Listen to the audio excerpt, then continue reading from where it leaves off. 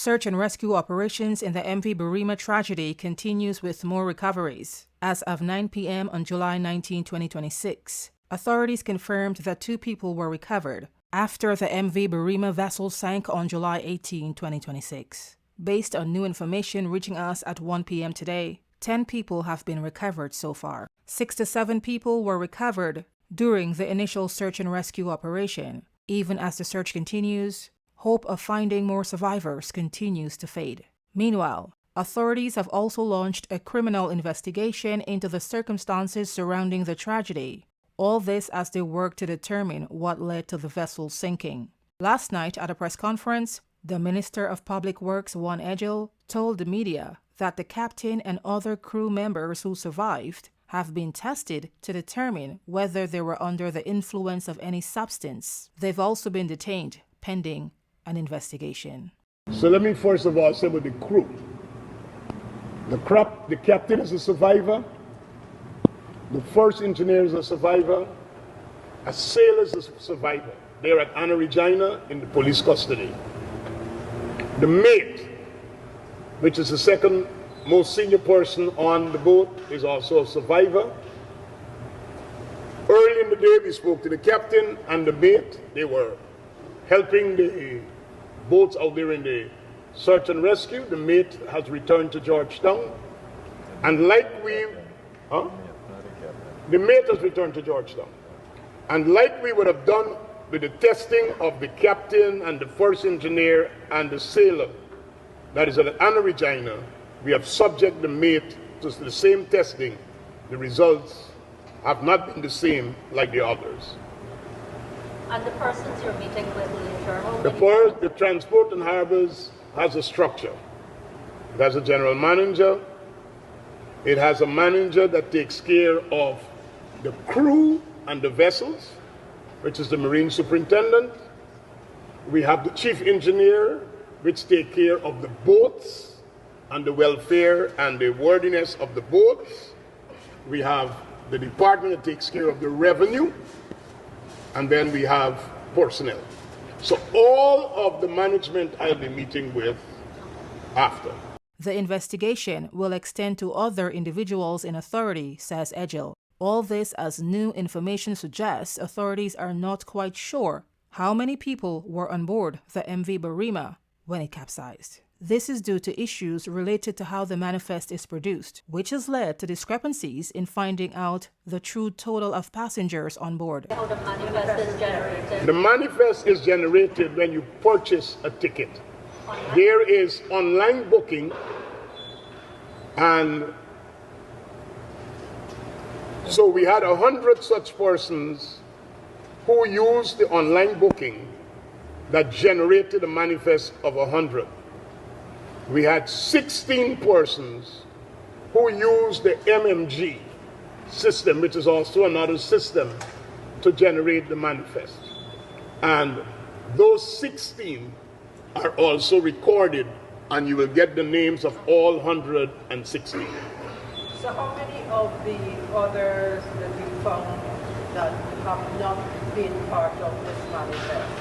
Do you have that figure as yet? And out of the persons rescued, 35 are named on the manifest. Only 35? 35 as of our checking and rechecking and coordinating with everybody, we have 35 that is on the manifest.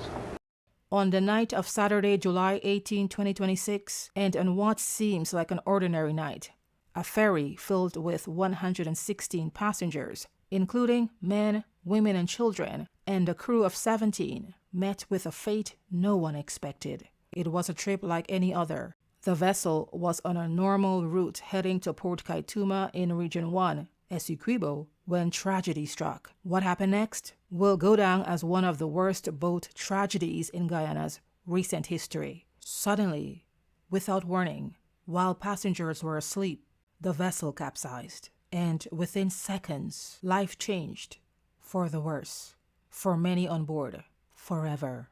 Can we expect the head of Marina Transport and Harbors Department or some high-level manager within those two agencies being fired for this level of the embarrassment, and I'm asking this is in relation to a drunk captain, obviously the chain of command checks and balances and so on.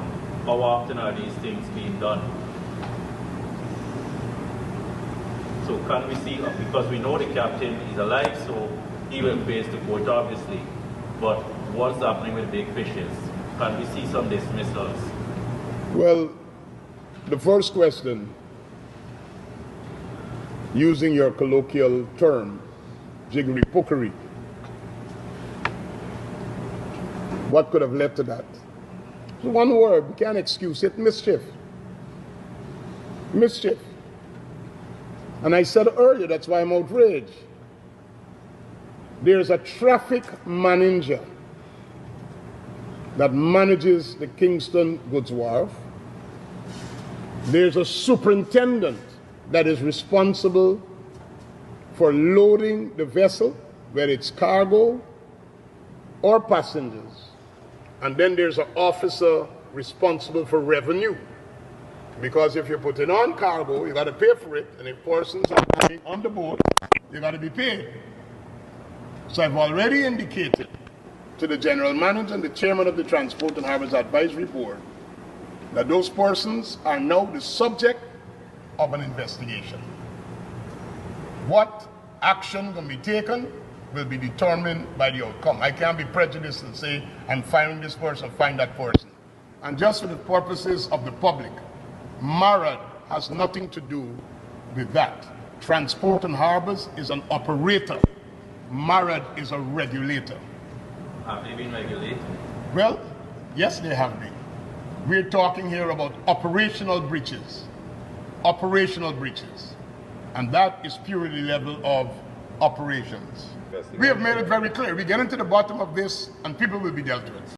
I'll leave you with more from last night's press conference. Remember to stay tuned for updates as the aftermath of this devastating incident continues to unfold. In the wanting to get information speedily to people, a lot of the information that were coming in with names of survivors were handwritten names. Minister Vindhya Prasad and her team has done a fantastic job in that every survivor they have been able to engage. So we now have a correct name, a description in terms of the race or description of that person, age, and gender. So the list that is going to be released of survivors will give you that full description. So everybody will know. We were having challenges. I had problems even calling the names because I guess people, when they come off the boat, you go to a pontoon, what is your name? And somebody's writing our name, Mablik or Motoblik or whatever was the easiest spelling. So we were searching. But where we are, we've been able to get most of that resolved. And that is what has led us to this position where we are tonight. I'm not saying that we're 100%, but we want to make sure that we don't give people a hope or a despair that is not accurate. So we are continuing that checks.